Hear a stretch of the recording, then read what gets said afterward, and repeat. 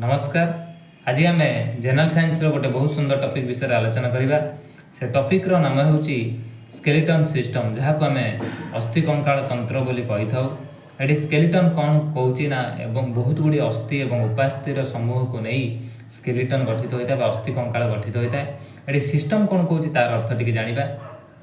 जिते बहुत गुड़े जिनस मिसी गोटे प्रकार कार्य को संपादन करुवे, गोटे प्रकार कार्य करुवे, से आम सिस्टम रखा।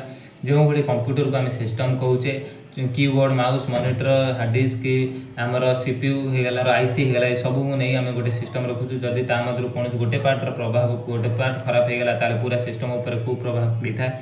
से भाई आम जो ये स्केलेटन सिस्टम रखाई छोट बड़ हाड़ स्ट्रंग हाड़ नरम हाड़ मानक नहीं स्केलेटन टी गठित होता है। अस्थि और उपास्थि मान नहीं स्केलेटन टी गठित होता है। जदि एम मध्य कौन गोटे हाड़ भांगीगला ताले पूरा शरीर उपर प्रभाव पड़ी था। यही भाया जिनस को आम सिस्टम रखा। एठी आम बहुत गुड़े फंडामेंटाल ये पार्ट बहुत गुड़े फंडामेंटाल जिनस विषय आलोचना करवा। ये जो स्केलेटन सिस्टम को आम 2-3 पार्ट कभर करवा।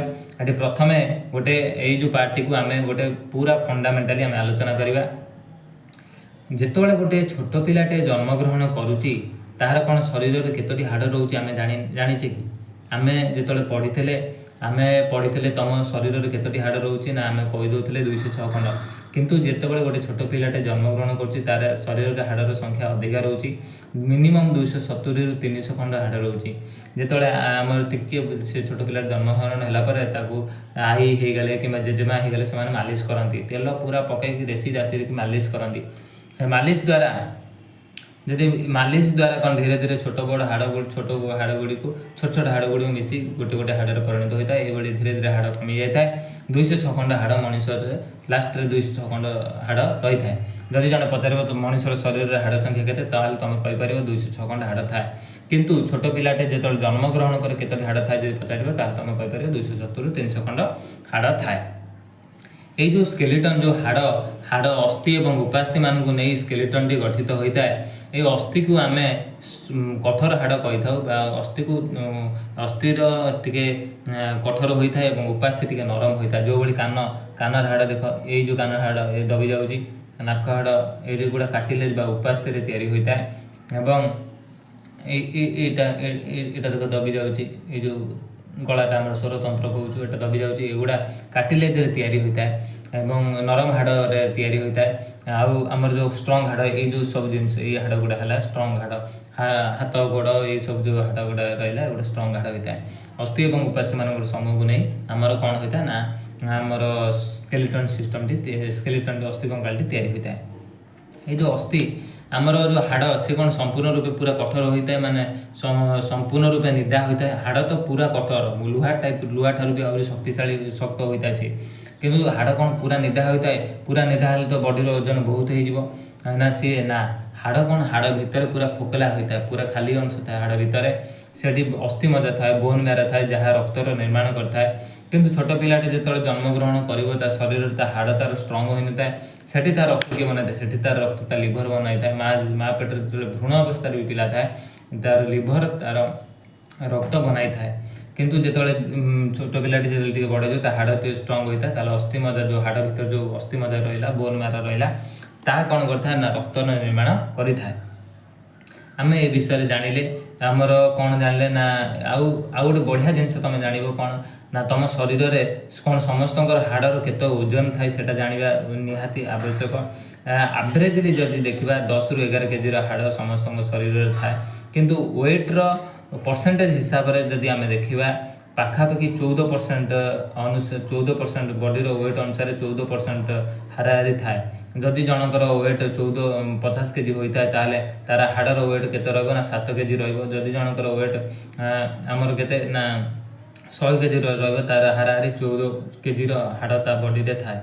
यहाँ आम हाड़र जानले छोट पिलाटी जो से तार हाड़ भांगी जाऊँगी, मनकर हाड़ जो भांगी जाऊँगी बहुत जल्दी से ठीक है, कि गोटे वयस्क लोकर हाड़ भांगला कौन ठीक होची, कारण हाड़र डेनसीटी जो आम रोचे सेटा कौन बयस बढ़ला सहित धीरे धीरे आमर कौन हो जाए कमी जाए।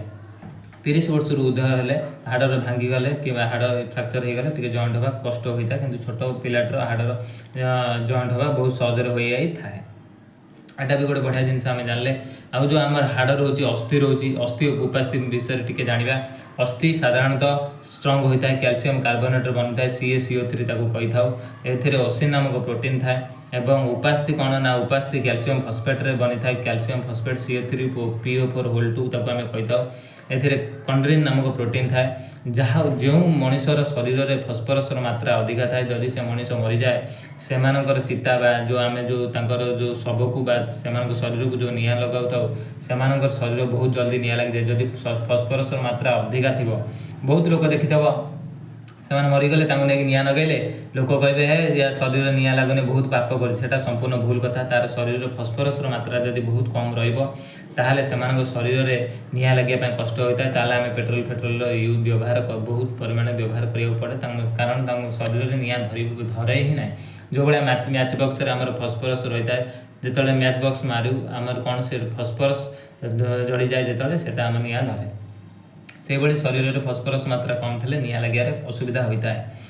एथि आमे ये सब जिनस विषय जानिले केतोटी हाड़ थाए जानिले आमर तापर कौन जानले ना केतोटी हाड़ थाए केतोटी हाड़ आमर वर्तमान आम शरीर केतोटी अच्छी छोट पिलाटे जो जन्मग्रहण कर तार शरीर केतोटी हाड़ थाए हाड़े आमर अस्थि और उपास्थि को नहीं अस्थि कंकाल होता है। अस्थि क्यों तैयारी होता है अस्थि क्यों टाइप प्रोटीन थाए आमर उपास्थि से भाई क्यों तैयारी होता है क्यों टाइप प्रोटीन थाए ये सब विषय आम जानिले।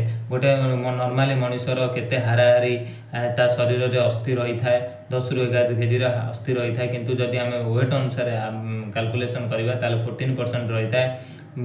छोट पिलाटे तार शरीर में किए रक्त बनाई थाए भ्रूण अवस्था किए रक्त बनाई थाए टिके जो बड़ हो जाए किए रक्त बनाई थाए ये सब जिन आम जानिले। नेक्स्ट पार्ट रे आमे अस्थि गुड़िकर प्रकार एवं जो अस्थि कंकाल रही केते भाग विभक्त करा जायछि मनुष्य मानकर अस्थि कंकाल केते भाग विभक्त कराई मनुष्य मानकर जो 206 खंड हाड़ रहा क्योंटी से रहा ता विषय आम आलोचना करवा। मत विदाय दिंतु एवं नेक्स्ट पार्ट को अपेक्षा करूँ। नमस्कार। जय हिंद जय जगन्नाथ।